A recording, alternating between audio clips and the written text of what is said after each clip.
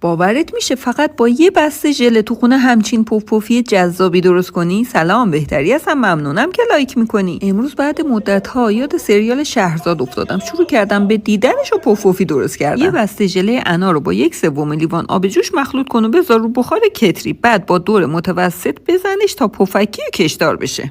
ظرفت رو کامل چرب کن، مواد رو داخلش بریز و بذار توی یخچال. تو این فاصله ژله سبز رنگ رو با 1/3 لیوان آب جوش مخلوط کن و بذار رو بخار کتری بنماریشه و باز 12 تا 15 دقیقه همش بزن تا پفکی و کشدار بشه. اونو بریز روی لایه قبلی و برای 2 الی 3 ساعت بذار توی یخچال تا خودشو بگیره. برای بیرون آوردن پف‌پفی حتما دستت چرب باشه و پف‌پفی رو روی یه لایه پودر نارگیل یا نشاسته ذرت بذار تا به جای نشسته. چاقوت هم برای برش یا چرب باشه یا خیس باشه. پف‌پفی رو برش بزن و همه طرفش رو تو پودر نارگیل بغل. فقط ببین چه بافت جذابی داره. برای دیدن آموزش یلدایی به پیجم سر بزن.